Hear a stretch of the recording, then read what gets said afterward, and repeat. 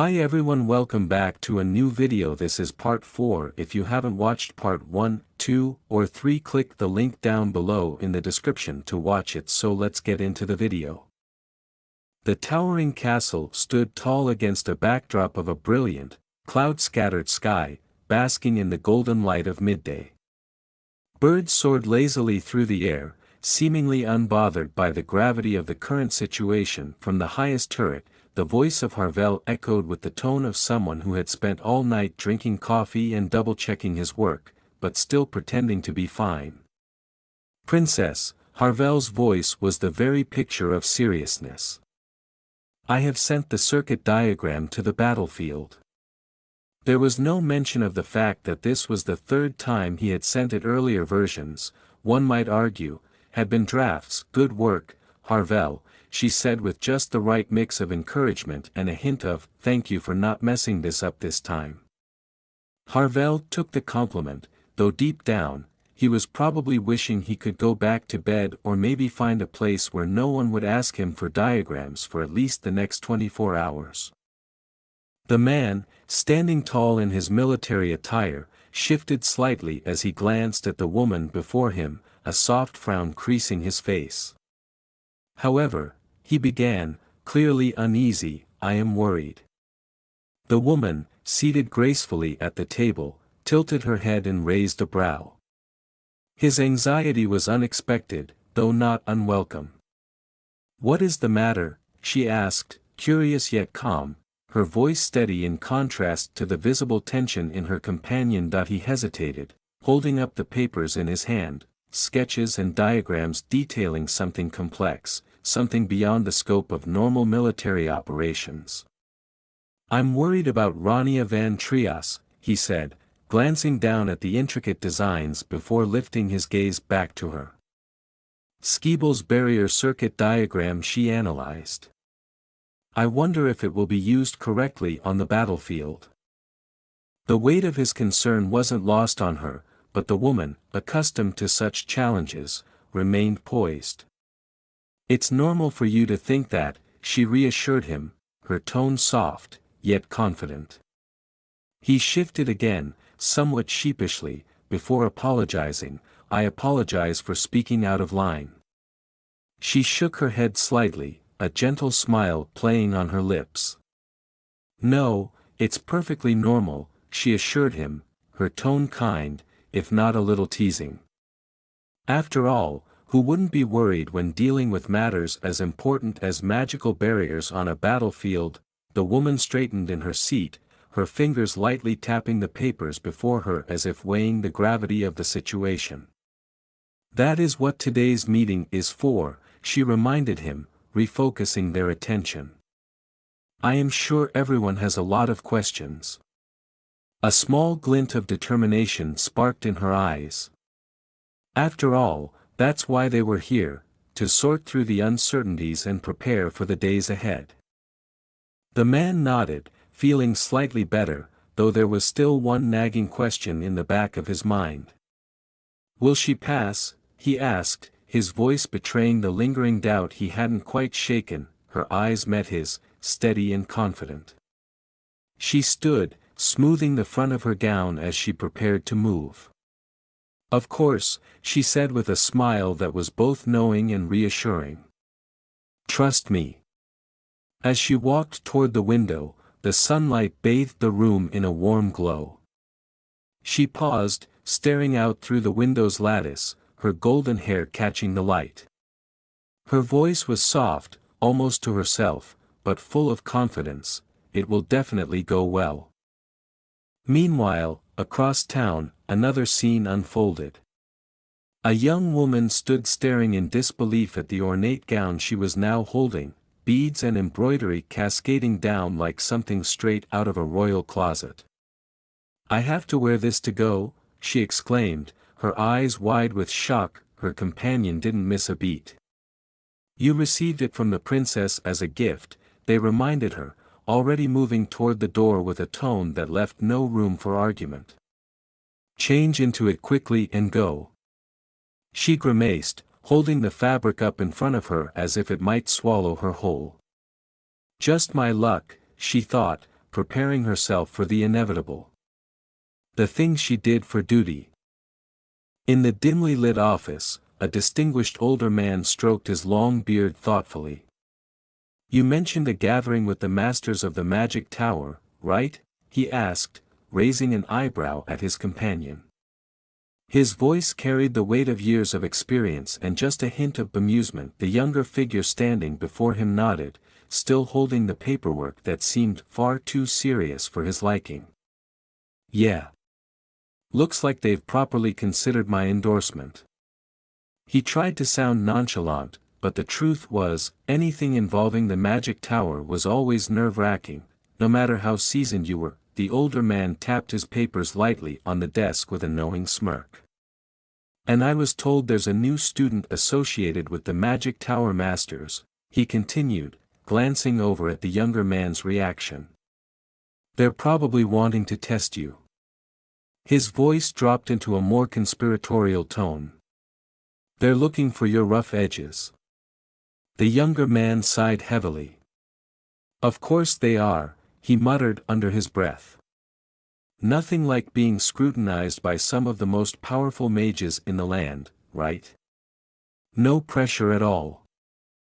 Meanwhile, in another part of the estate, the young woman with silver hair, already dreading what the day held, was begrudgingly putting on the heavy ceremonial gown. She looked at her reflection, frowning. "Put it on quickly," she muttered to herself, mimicking her companion's earlier instructions, as if the outfit was the thing holding up her progress. "Got it," she said to the empty room, trying to psych herself up. This was going to be a long day.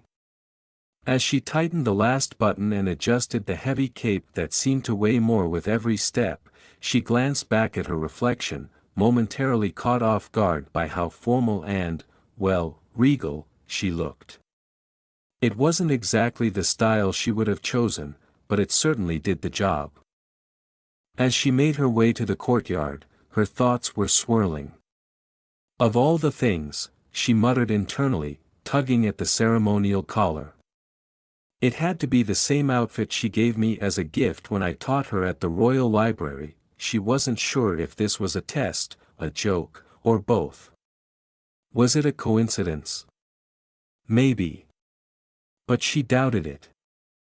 Could it be, she pondered, eyes narrowing suspiciously. She has too many of these outfits and just gives them away. The thought amused her for a moment, though she felt a slight pang of disappointment.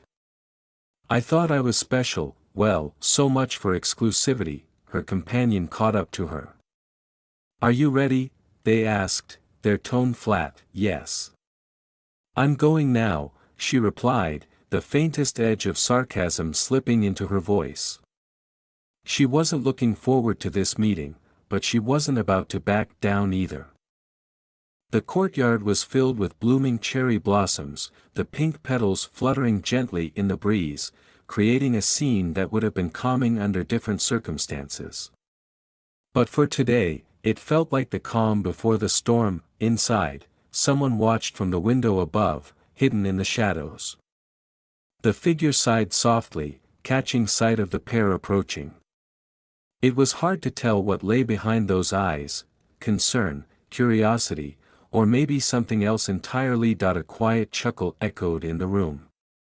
"Hoo-hoo, you look nervous, White," the unseen figure remarked with a hint of amusement, watching the approaching figures closely. Master Etoile of the Black Magic Tower leaned back in his chair, his deep, gravelly voice breaking the quiet tension of the room. "Well, people from the Grey Magic Tower are coming," he said, his tone matter-of-fact but carrying the slightest hint of mischief. "I can't blame you for being a little nervous," he added, glancing over at his companions, knowing full well this statement would ruffle some feathers. In the background, the golden-haired woman let out a small puff of air, exasperation creeping in. A little. Try a lot, she thought to herself, though she kept her expression neutral. The tension, however, didn't last long as the White Magic Tower's master, Seli Dabella, broke into a grin. "You're making me nervous with all that tapping," ha ha ha, she said, her laugh breaking the otherwise stiff atmosphere. There was something about her relaxed posture, with her chin resting comfortably on her hands, that made it hard to tell if she was ever truly serious. Without missing a beat, Sally teased, "Oh my, it looks like your eyesight is getting worse with your old age." She flashed an innocent smile that was anything but innocent. "This isn't nervousness," she explained, still tapping the table, "it's a wah." Itoil, of course, wasn't going to let that jab slide. "Well, of course, I'm getting old," he shot back with a smirk. "I'm not wasting money on elixirs and putting my life on the line to look young, unlike a certain someone." His words hung in the air like a challenge, aimed directly at Sally. Her eyebrow twitched in response, but her smile never faltered. "I've always had a baby face," she replied, tilting her head slightly, her voice dripping with mock sweetness. Between them, a figure silently groaned, clearly used to their bickering. Have they forgotten why we're gathered here? They're fighting again, the bystander thought, pinching the bridge of his nose. The door creaked open, silencing the room as a new figure entered. "Ahem," the attendant coughed, signaling the arrival of someone important.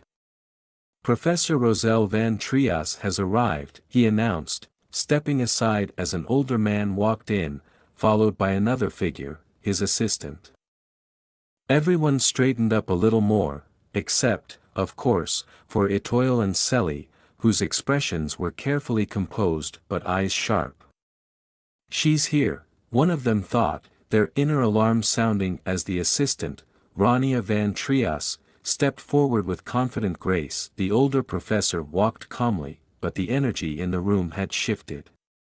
The Grey Magic Tower, under their leadership, had gained a considerable advantage in recent times. No one could ignore the disparity in power created by Raniel van Trias, the overwhelming force behind their lead. From the corner of the room, one of the seated observers narrowed her eyes, her lips quirking upward ever so slightly.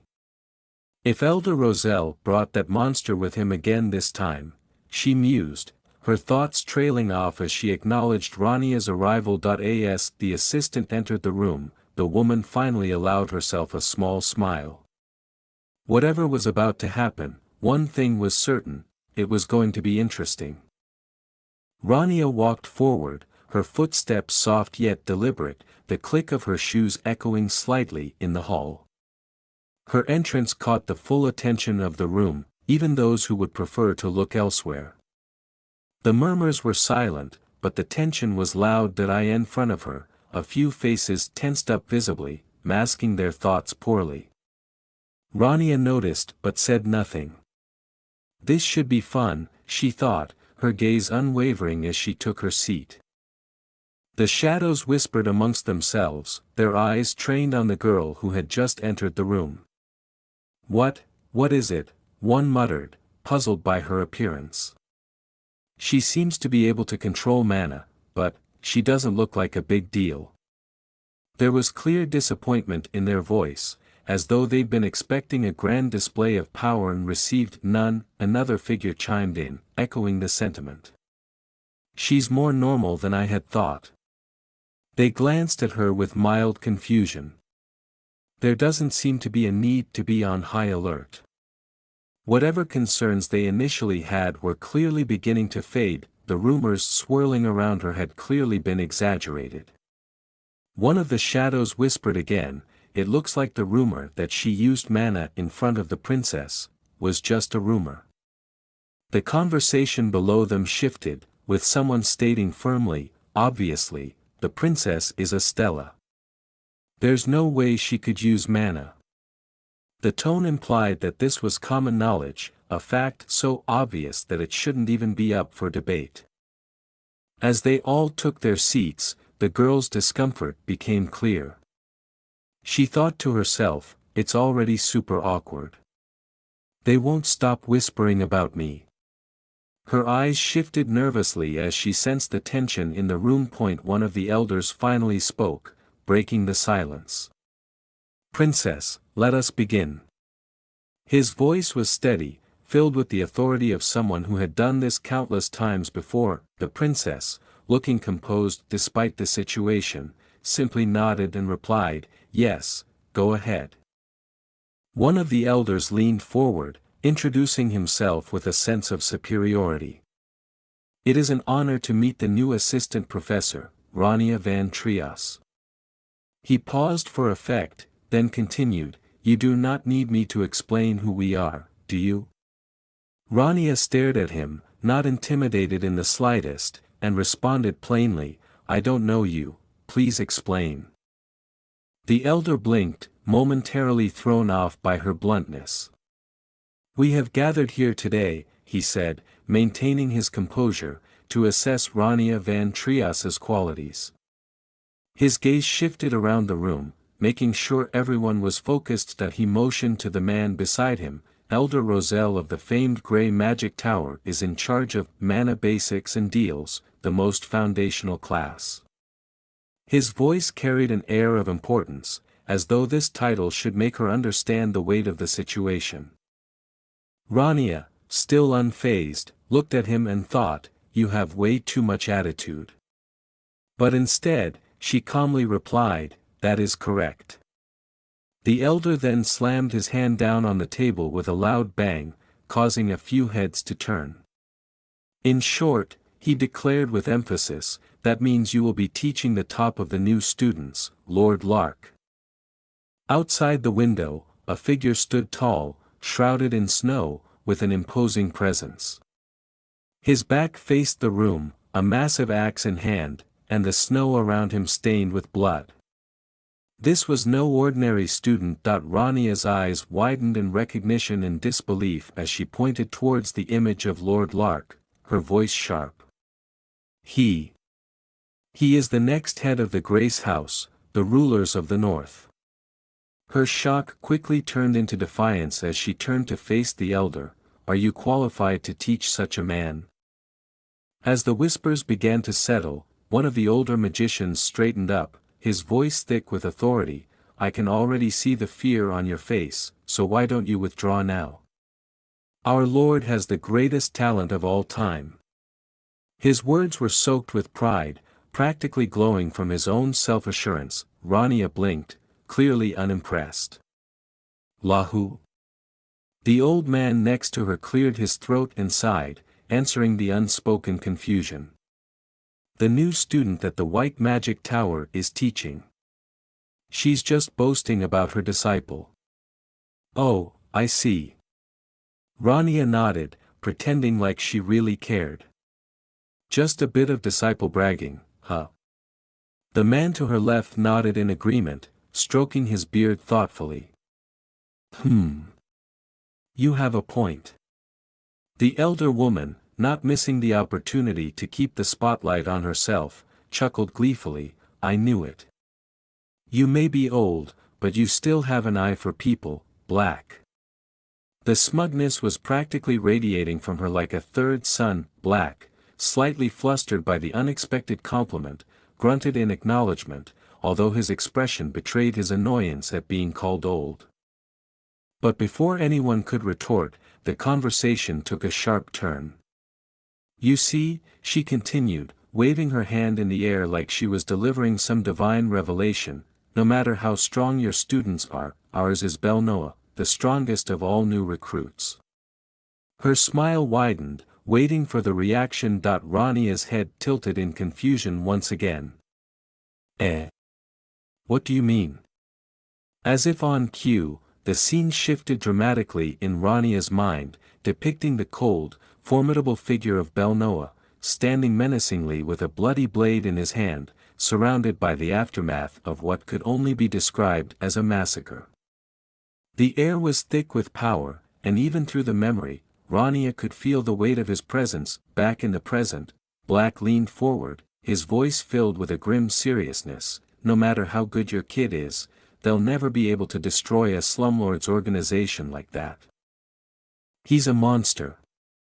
A beast," he added, his face twisting with both fear and admiration. Ronia barely flinched. "Bel who?" she asked again, genuinely trying to keep up with all the names being thrown around. Her older companion beside her finally couldn't take it anymore, facepalming. A new student the Black Magic Tower is raising. Don't listen to him. Hearing that, the other magician exploded in anger. Huh? Are you insulting me?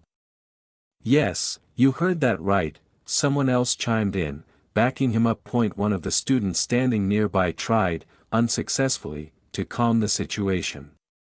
Please, calm down, masters. The tension in the room was rising again until a new voice cut through. May I have a word?